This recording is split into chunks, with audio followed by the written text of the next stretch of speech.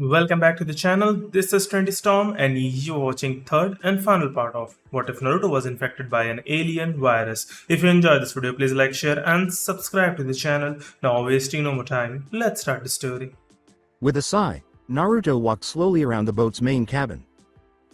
To be honest, she was a little bored for an A rank mission. The Hokage thought it would be wise to send not one, but two teams on this mission. Of course, they were restoring the princess to her rightful position as ruler in lieu of her uncle, and she was a princess in hiding. Even so, it was quite dull. Yukie Fujikaze, the princess, had chosen to become an actress, and Sandayu, her devoted guard, was preparing to help her enter the land of snow.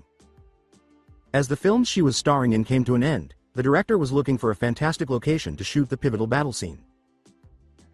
Sandayu had convinced the entire film crew to take a boat out, pointing out that spring in the land of snow was truly something to behold.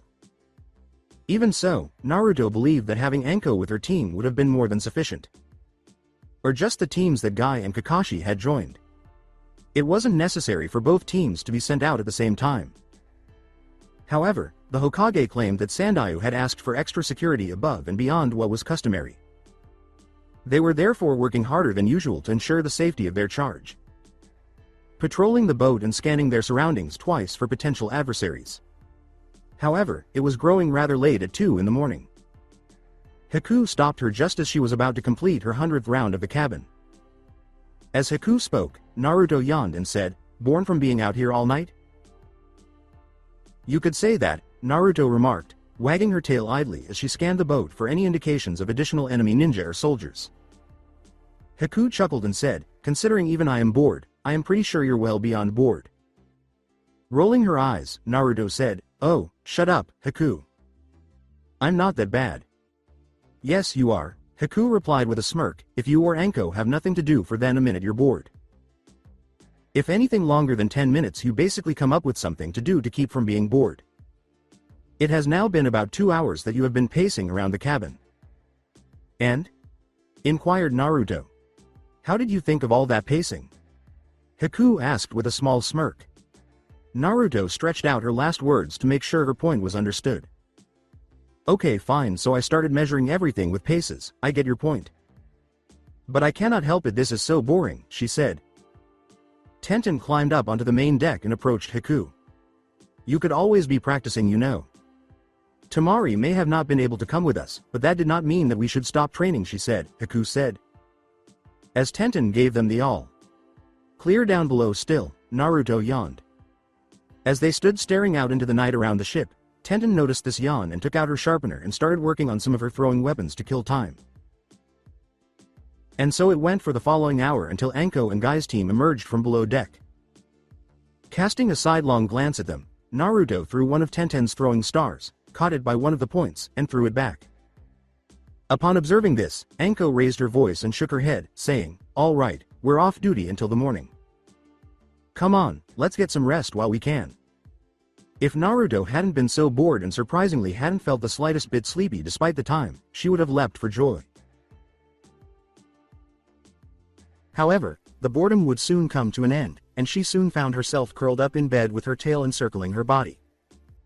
Her teammates curled up next to her, falling asleep in no time. But before Anko went to bed, she needed to speak with Kakashi, so she stood outside the door. "Kakashi, I need to talk to you," she interrupted him as he was making his rounds around the ship's lower deck, looking for any indications of a problem. Kakashi continued to stroll along, saying languidly, "Sure, but walk with me." As she stumbled to catch her breath next to him, Anko said, "It's about Sasuke." "And him?" Kakashi inquired mildly. "He has been watching my sisters and me rather closely, and I don't like the look in his eyes. I am not one to normally worry, as you know.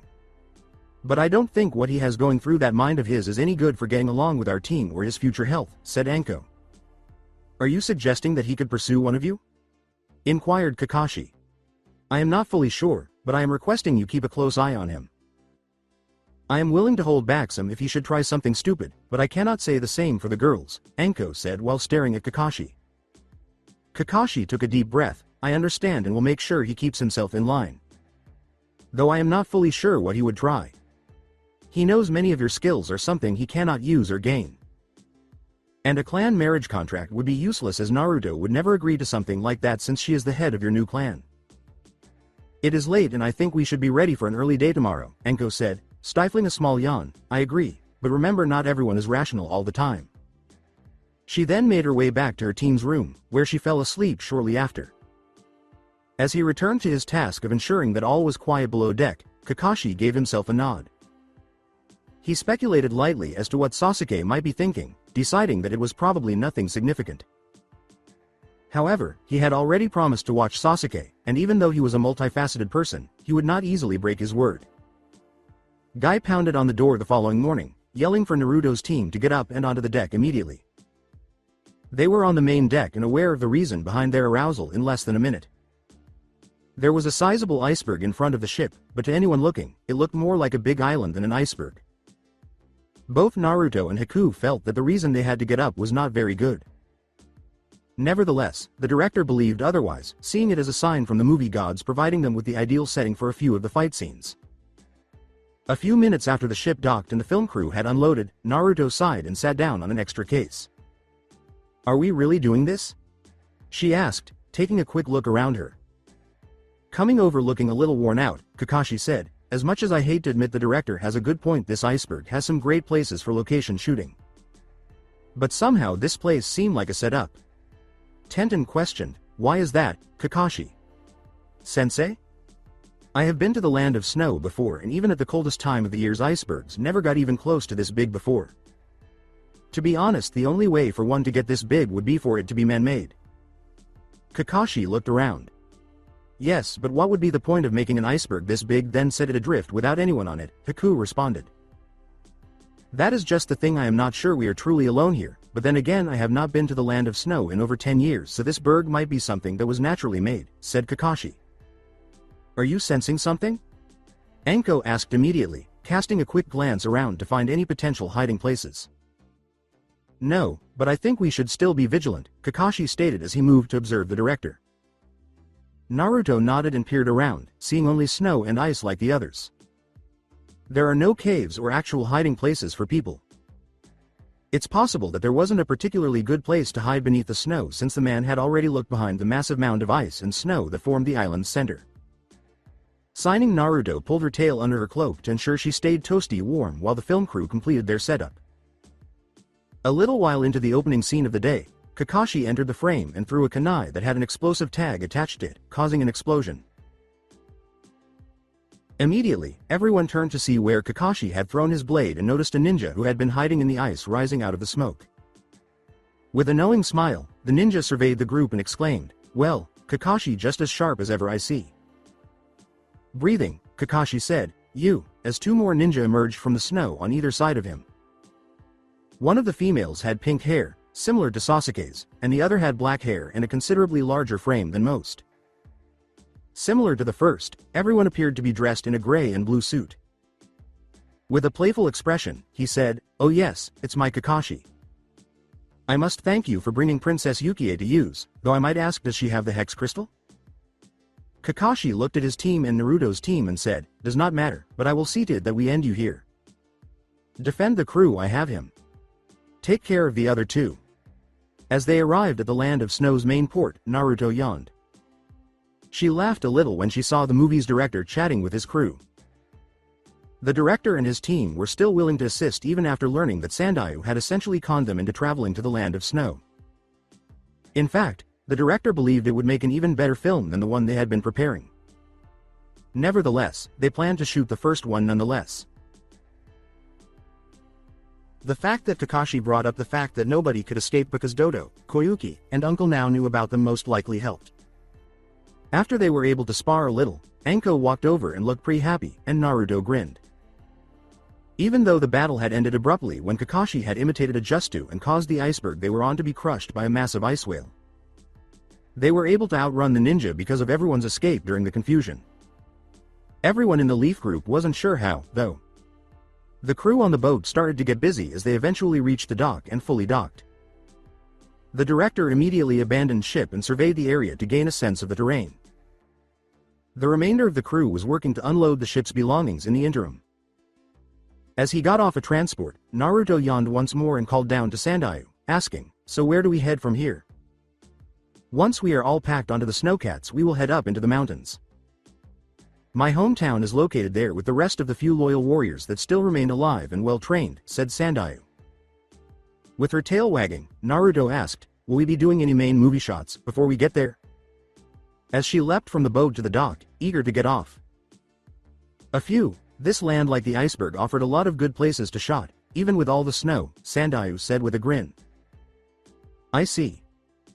Any good places for ambush along these routes we will be taking," Naruto replied.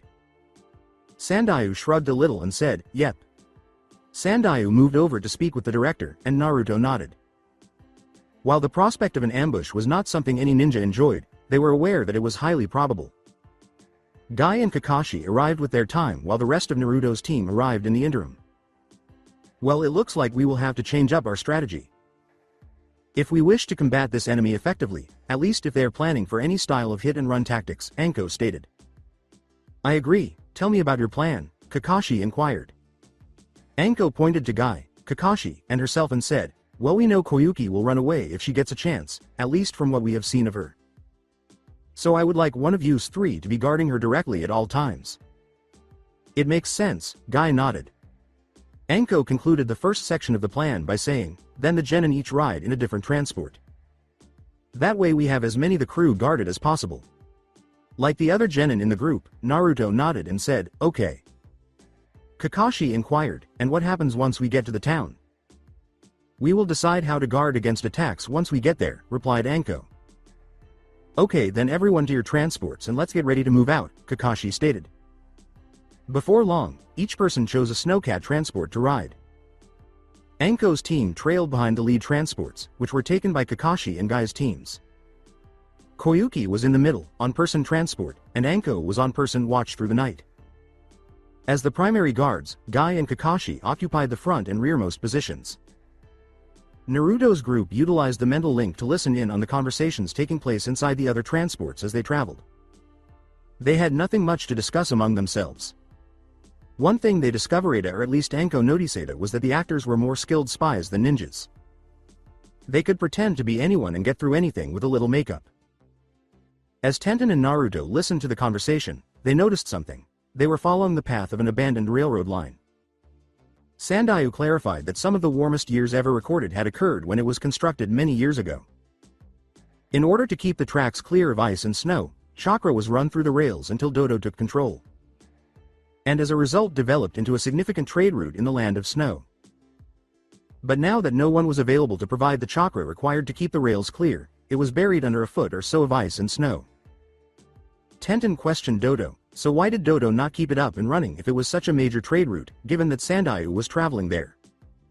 No clue, maybe he did not see a use in it. Or it was too costly to keep running at the time, or the people who helped keep the train running might have fled the country. There are a fair number of possibilities, to be honest, Sandayu responded. However, the gang of snowcats soon stopped in front of a sizable ice and stone tunnel that passed through the mountain. The cave on this side of the tunnel had enough snow and ice covering it to look completely natural, so this was the first location for a few quick film shots. In a hurry, Naruto and her group surveyed the area in case there was a trap or ambush.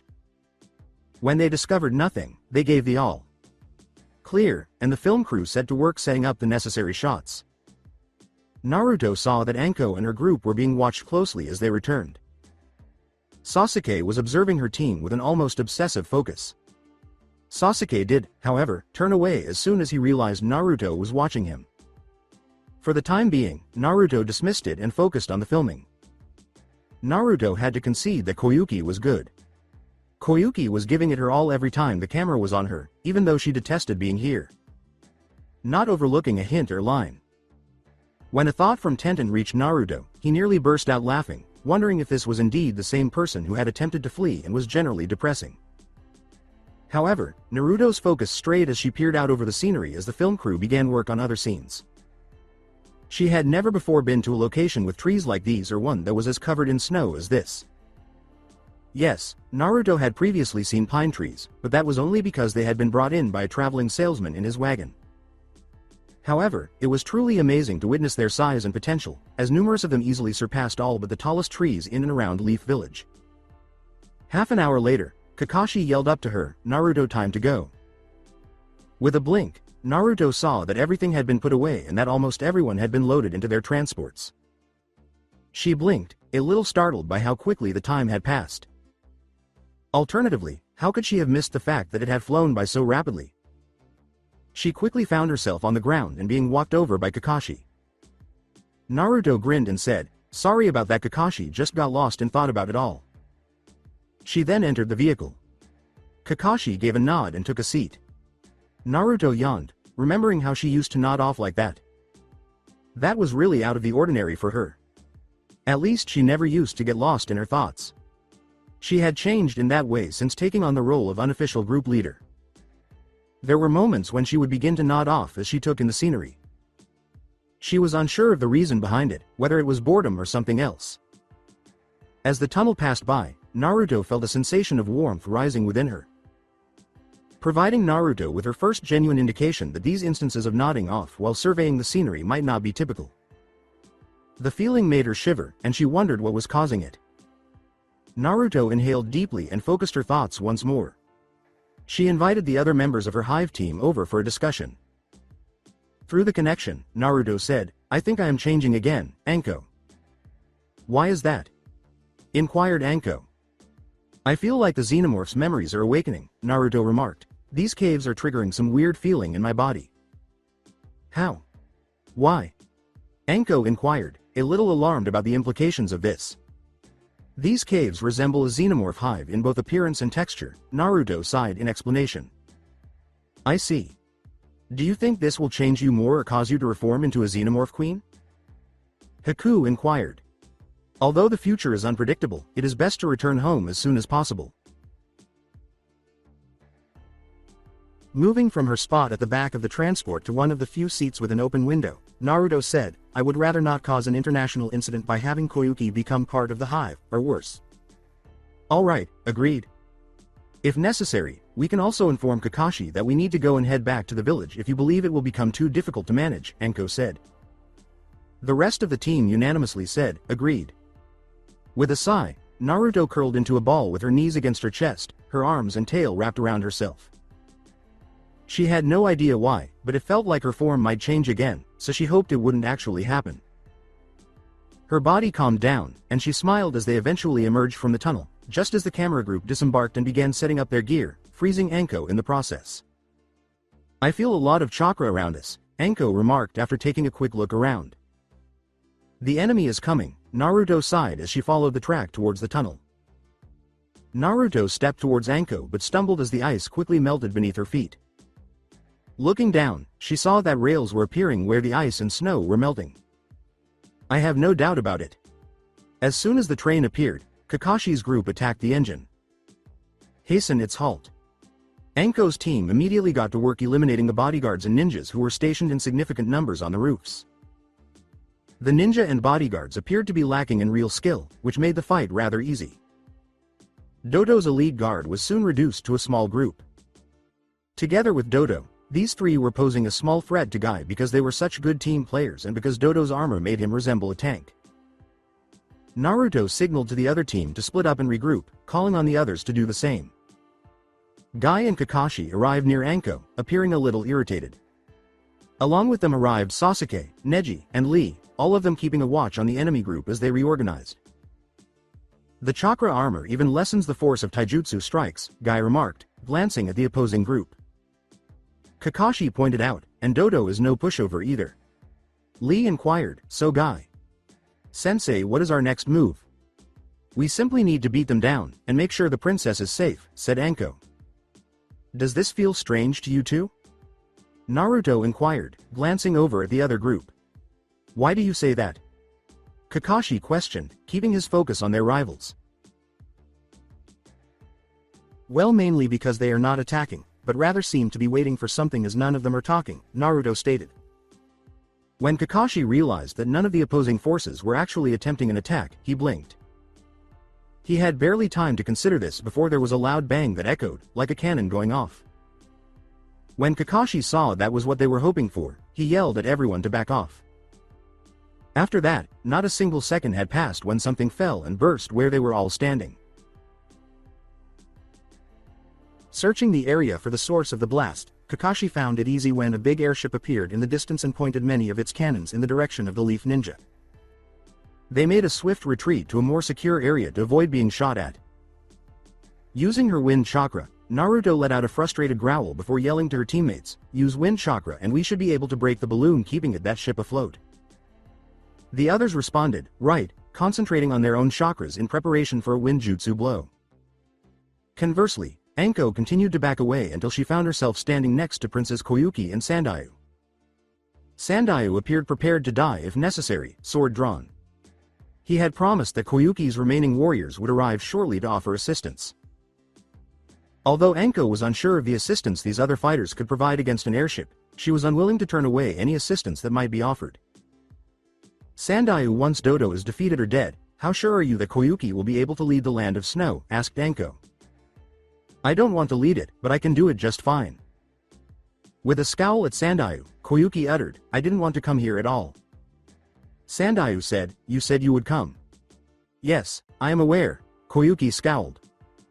As Naruto, Tenten, and Haku released their jutsu on the balloon, Anko rolled her eyes. Large tears appeared in the balloon as a result of these strikes, which completely tore it apart. The ship that had been preparing to take off crashed into the ground, causing a brief cloud of snow to appear around it and obstructing view. Guy and Kakashi hurried forward to launch an attack with their group. As they worked on the crew, Sasuke, Lee, and Neji prevented any more potential cannon strikes. Conversely, Kakashi confronted the three primary ninja commanders under Dodo's leadership directly. He was having a difficult time because Naruto, the leader of these three, had already faced Kakashi 10 years prior. Additionally, Naruto had some ideas about how to counter Kakashi's own skill because of their previous battle. Guy, on the other hand, intended to deal directly with Dodo. The battle with Dodo did not last long, though, as the guy's strength, speed, and skill far outmatched his own, and even though Dodo's skills allowed him to withstand some blows, his armor was insufficient. Guy thus quickly assisted Kakashi in dealing with the final member of Dodo's elite ninja team. Though it had only taken a few minutes, Dodo and his ninja were vanquished at the conclusion.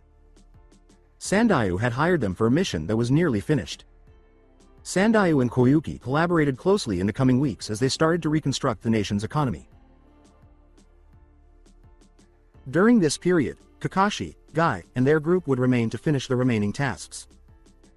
Conversely, Anko's team moved swiftly to return to the Leaf Village. The past few days had seen a growth in Naruto's strange feelings, and nobody wanted to chance a global incident. They were relieved to see the Leaf Village gates opening in front of them after 3 days. To have made it in such a short amount of time, Anko and her team had only taken breaks when necessary. Surprisingly, Naruto appeared quite fatigued, especially considering her usual boundless energy. They continued until they arrived at the Hokage's office and faced him, thanks to Anko's perseverance. The Hokage grinned at them, but he also had a confused expression. It would be at least 2 or 3 weeks before Anko's and Kakashi's teams returned. However, Anko's team was standing in front of him, appearing rather worn out, and Kakashi's team was nowhere to be seen. While none of the others in the group appeared injured, Naruto appeared quite worn out, which may have indicated an ambush. The Hokage, eager to find out what was going on fast, said, "Anko, might I ask why your team is back so soon?" "We had a problem that required us to quickly return, leaving Kakashi and his team behind. Kakashi and the others are only remaining because of formalities, as the mission has largely been accomplished." Anko clarified. "May I know what this issue is?" inquired the Hokage. After saying, "Well, it seems like my body might be getting ready for another change," Naruto instantly passed out. When Naruto awoke, her team was all around her, and their expressions were ones of relief. Tenten and Haku shifted to her other side while Anko smiled and assisted her in sitting up.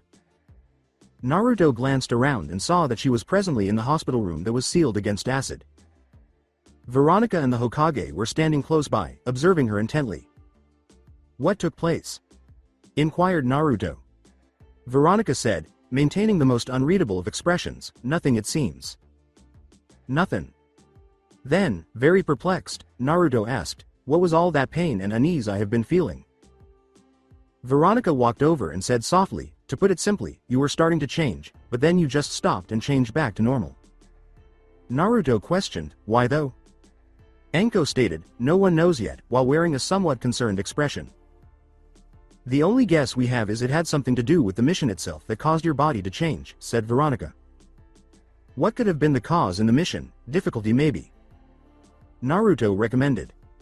The Hokage remarked, it's unlikely that your mission was easier on many levels than the Chunin exams. It might be. Perhaps, Veronica said, taking on a rather contemplative expression. Maybe what?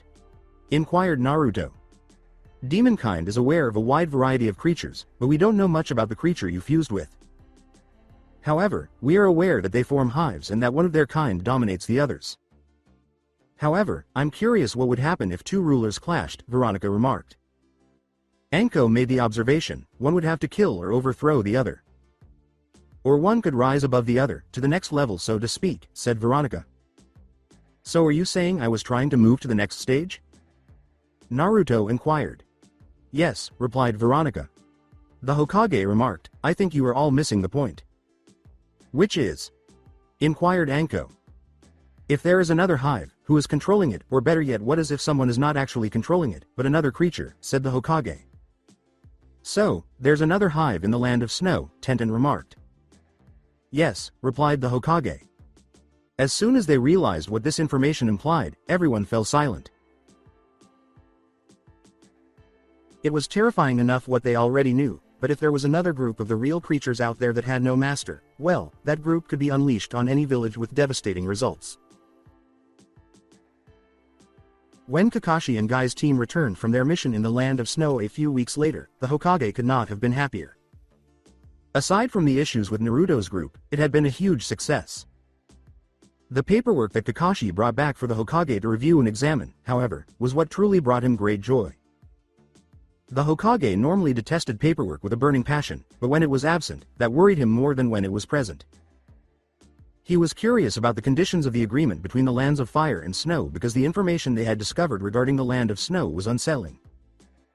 He would immediately dispatch Naruto's squad to locate and eradicate the hive if the situation improved. It was a bad idea because Naruto was impacted by the other hive's gifts. Not only that, but they were the only ones with any hope of finding the hive, much less fighting whatever was inside. Any other team would probably perish, or worse, let the hive loose on the world without any prior notice. Veronica said, so what does the land of snow say? They have expressed a strong desire to collaborate with us, the Hokage remarked, grinning slightly. Good, should I send for Naruto's team? Veronica inquired. After carefully going over the document once more, the Hokage said, not yet, I am going over a few more things, before we send for them. Veronica nodded. During her time in the village, she rose to the position of head counselor for the Hokage. Even though it was from a bygone era, her years of experience were still priceless to the elderly Hokage whose mind had begun to lose some of its razor-sharp edge. She was therefore able to identify and locate solutions that he was beginning to overlook. The document itself was fairly straightforward and uncomplicated. The majority of Snow's missions would go to them, but some would go to nearby hidden villages in order to maintain cordial ties. Moreover, the Hokage had already dispatched a few ninja to the snow to request permission to look for hidden artifacts, and thankfully they were granted. As a result, as long as the princess or a representative of the princess was present, they could search the snow.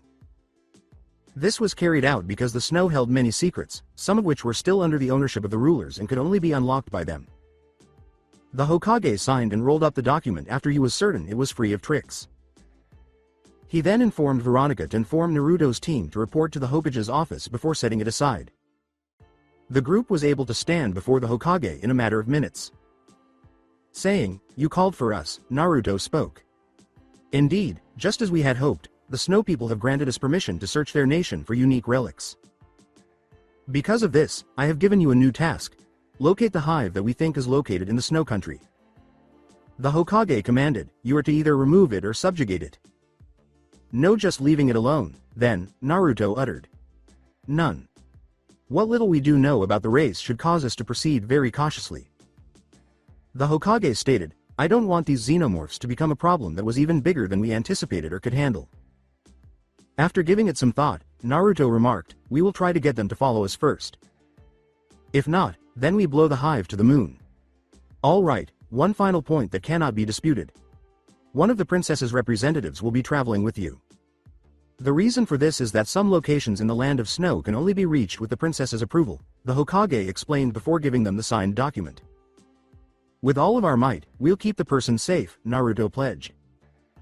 All right, have a copy of this document made and bring it back to the Land of Snow. Unless I send word for you to return, you will remain there until you are able to complete your mission, the Hokage stated. What if we should encounter ninja from one of the other hidden villages? Naruto inquired.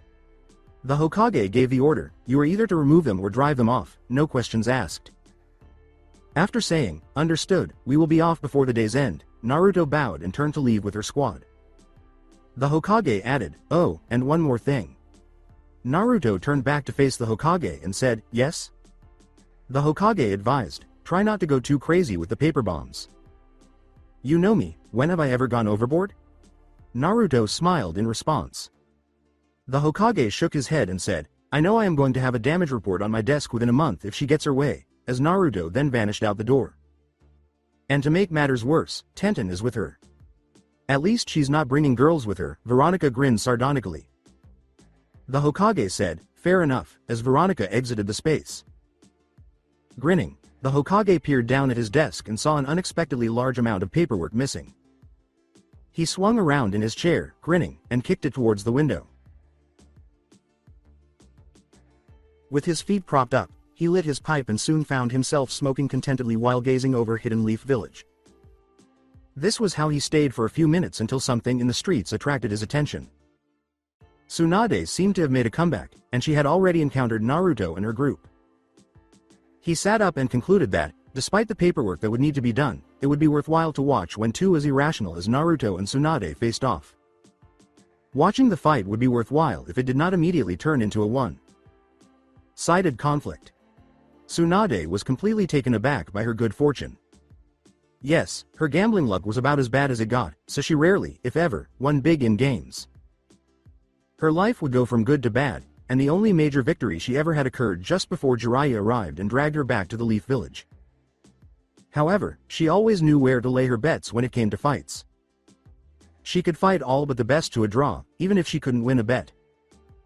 And cage-level ninja were the ones she thought were the best.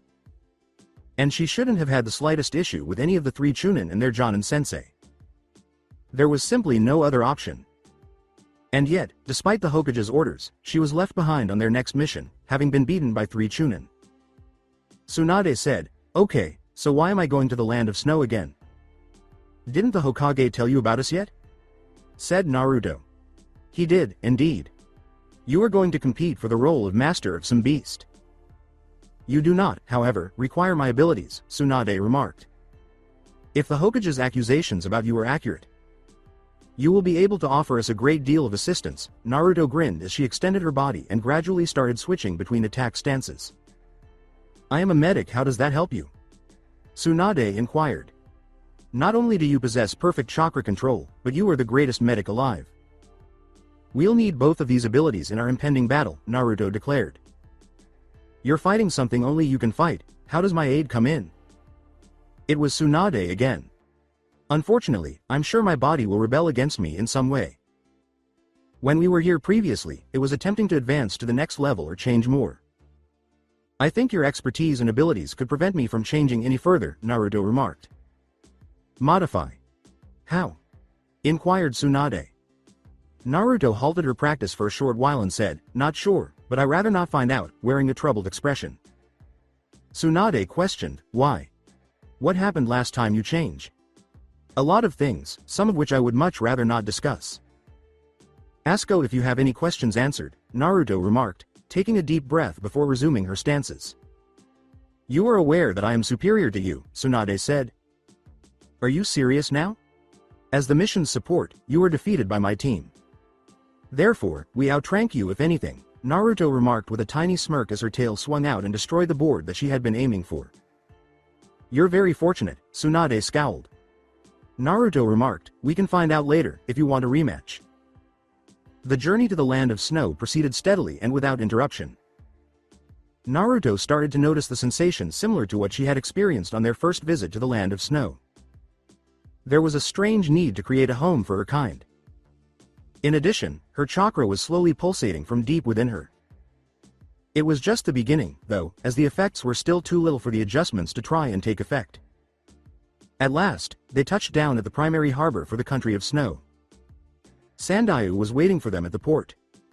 As Anko gave him the papers, he cheerfully greeted them. "You're here to look for a hive?" Sandayu expressed mild surprise. This hive is home to an extraterrestrial being that resembles us but is far more hostile. Anko stated, "We are here too. Remove it." They started to leave the ship, and Sandayu questioned, "Why did you not tell us and just have us remove it?" "We figure it might be on the level of at least a Chunin ninja, if not more powerful," Anko said. After a short while, Sandayu said, "I see, well we will try and aid you as best we can. What will be most helpful are any hints about sealed tombs or old vaults. Aside from that, we want to examine the former tunnel where we first encountered Dodo and begin our search there," Anko stated. "With I see, I shall see what we can do," Sandayu spoke. As Naruto leapt onto a building, the chilly air filled her lungs as she inhaled deeply. In a word, it was refreshing. But she had the unavoidable feeling that this mission would not be what it seemed. The only things left to decide were the location and time. After 2 weeks had gone and they had not discovered a single sign of the hive, Tsunade remarked, "I have a feeling we are going to be here for years." Though Naruto would not acknowledge it, she was gradually coming around to this idea. They had covered a large portion of the land of Snow's southern border in search, but found nothing. Naruto did not appear to be in the right place, as evidenced by the fact that their need for change had not yet grown. Naruto remarked, "For once, I agree with you." Tenten looked over the map and said, "It's too bad we don't have any sort of clue what we should really be looking for." "It would be really nice to have a clue," Haku said. "Any ideas as to a clue that might actually be useful?" replied Naruto. Tenten pulled out a kunai and started tossing it up into the air before catching it as it came back down. "We need a clue to a clue for that one right now," she said. This is when Sandayu returned to the room the group was staying in at the time.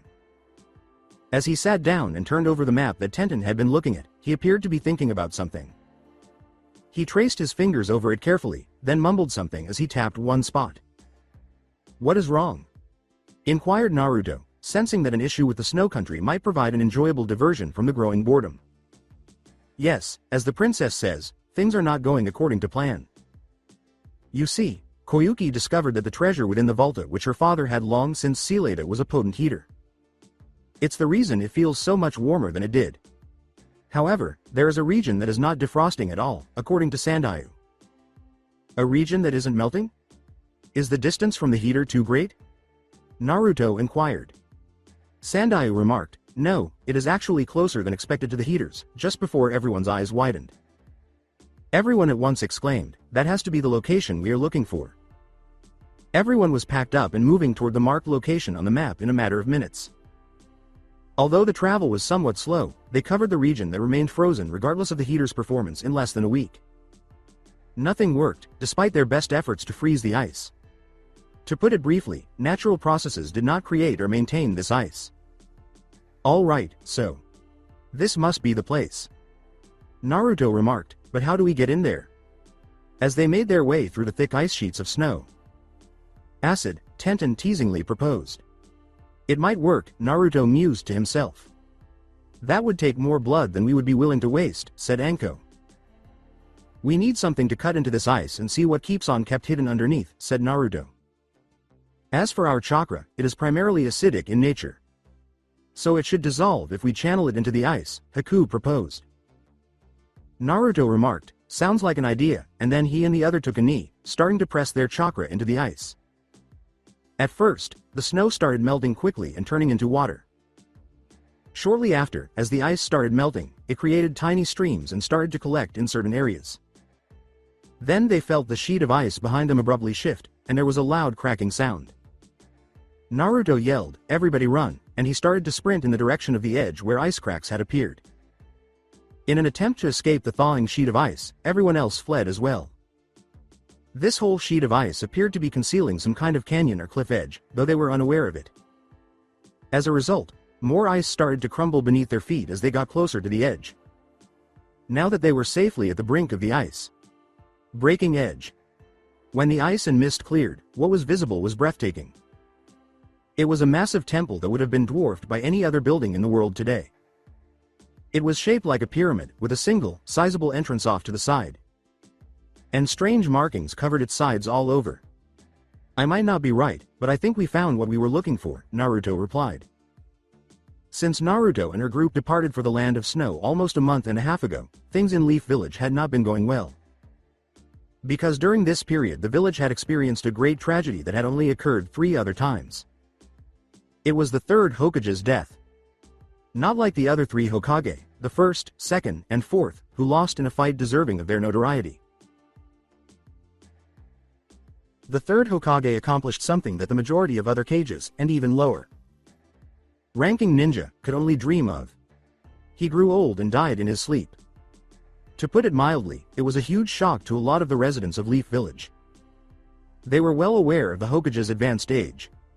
In fact, he was the second oldest Kage in any village, second only to the Kage from the Land of Earth. However, many of them had known him their entire lives, and the thought of him passing away just seemed so strange that at first they assumed it was a bad joke or rumor. Eventually, though, it was shown to be true, and those who wished to pay their respects received messages. With the exception of every ninja who was currently on a mission, who would be informed as soon as they returned, the majority of the village showed up. Next on the agenda was choosing a new village leader. Many in the village were surprised to learn that Danzo, the third Hokage's former teammate, was the new leader, although many still wanted Jiraiya or Tsunade, had she survived. Most people who knew Danzo were surprised by this because, by any measure, he was not young. Since Danzo had been the third's teammate when the latter first turned into the Cage of the Leaf, the two were essentially the same age. However, most people eventually came to terms with this. The only major difference that was immediately apparent was Danzo's viewpoint from that of his predecessor. However, before this disparity got too great, some news from the Land of Snow altered everything. The majority of transports that were intended to travel to the Land of Snow were being diverted.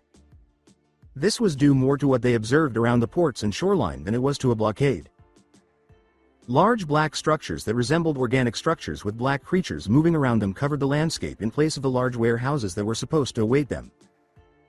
A few ninja teams had been dispatched to investigate the disappearance of the Land of Snow, but none of them returned unaccounted for. Danzo thought these animals might be very helpful in boosting the power of the Hidden Leaf Village. Veronica, however, foresaw that any contact with those animals would spell disaster for the village. These feelings and thoughts quickly spark a heated argument between them, which forces Veronica and the twins to flee the village. Before leaving, Veronica did make one final observation. She felt that something was off with the whole situation, but she was unable to identify what it was. However, following these occurrences, things in Leaf Village began to calm down. Indeed, many of the older ninja found the quietness to be a bit too much. It was absurd, but they thought there was a great terror just beyond the horizon. The majority of them believed that their years of double checking their food and peering over their shoulder were finally starting to get to them, and they were just being silly. They were unable to get rid of the feeling, though. The first signs of trouble appeared almost 2 months after Danzo took office. There were initially a series of strange disappearances. Sakura Haruno vanished, along with a few cooks and a few other seemingly unrelated individuals. However, since this was a ninja village and anything could happen at any time, there was still cause for concern. They still didn't want this mystery to linger, so they assigned a few ninja to investigate what had happened. However, they were unable to uncover any hint as to what or who was responsible for the disappearances. Then something happened that caught the new Hokage's attention among others. A few ninja disappeared. The fact that those who had vanished this time were not the kind to be taken by surprise was what truly alarmed people. It was unexpected to see Hinata, Hanabi, and Neji from the Hyuga clan, as their compound was one of the hardest to enter and stay hidden in. Kurenai was another, a newly promoted Jonin ninja who was still not to be trifled with. And those were just a select few of significant ones. Once word got out, people started to worry and started to move in small groups through the streets. Children were never seen apart from their parents, and more people than usual were frequently seen carrying weapons. To prevent anyone from entering or leaving the village unnoticed, the patrols and security around it have also been increased. However, this did not stop the murders that followed. In the course of one night, 10 ninja of the highest rank were slain. Danzo, the 6th Hokage, was the 10th, and the other 9 were patrols and guards. Nobody was aware of how or why he had been the target of the assassins. All they knew was that he had killed 3 of the 6 guards stationed throughout the village in order to get rid of him. At this point, martial law was imposed by the Ninja Council of the Leaf, which had assumed control. In addition to needing to ascertain what was happening, they also needed to prevent panic attacks in the village from collapsing. However, regardless of who examined the attack scenes, they were never able to identify the perpetrator or object. Many believed it could be an attack by another hidden village. Others speculated that it might be someone in Leaf Village clearing ground in order to seize power. Others still believed it might be a retaliation attempt. However, there was no evidence or proof to back up any theory or idea that was put forth.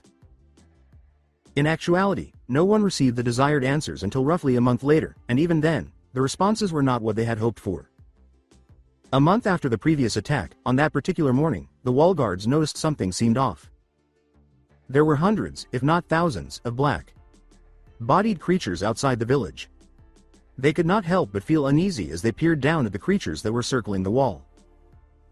However, as of right now, the creatures did not appear to be acting in any way. But the village's walls were attacked before anyone could sound the alarm within the village. The creature overpowered the guards as it swarmed over the walls. The whole wall was overrun in a matter of seconds. However, the creatures persisted in their assault, advancing into the village itself.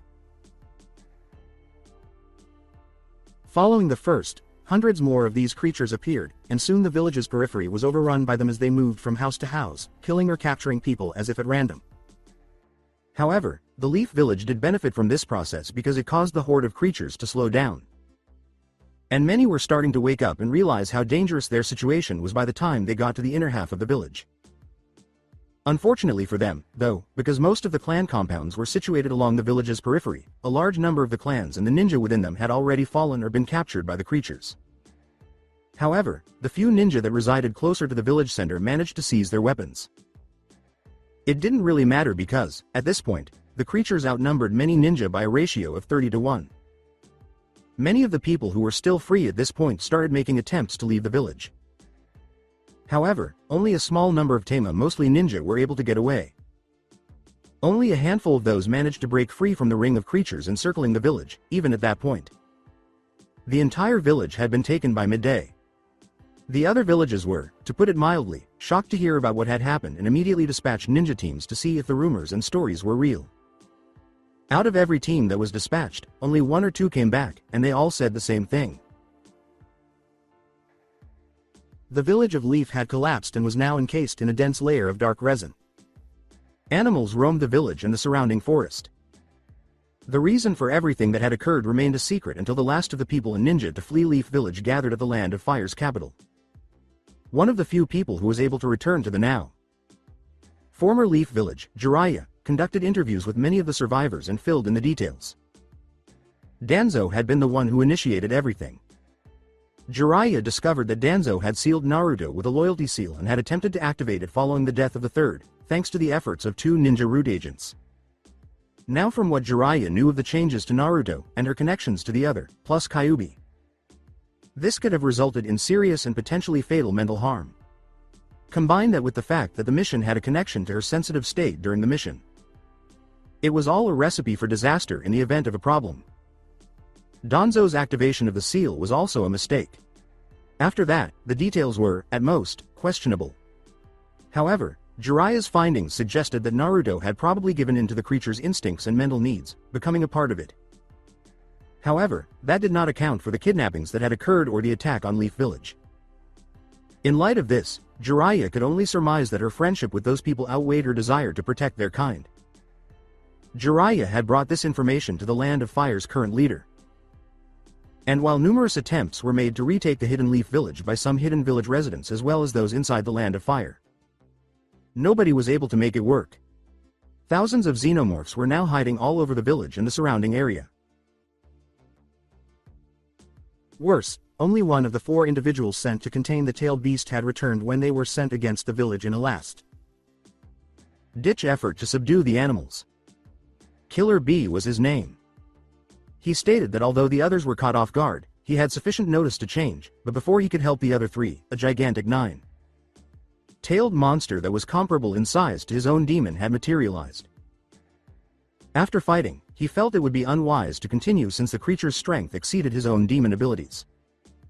In light of this, and following reports that the 2, 4, and 5-tailed demons had also undergone changes, there was not a single attempt to reclaim the leaf. Ultimately, the various nations cooperated and started building a huge wall around the affected area. Additionally, they labored to confine the creatures that had persisted in the land of snow to their icy territories. They then awaited the impending event. Everyone was aware that the creatures would eventually move to seize control of every country, but no one was certain when it would happen. 1 year later, as the night drew to an end, Jiraiya sat perched on a cliff and gazed out over the area beyond, where the Leaf Village was just a speck on the horizon. It continued to appear as though it had always been from this distance. However, Jiraiya had other ideas.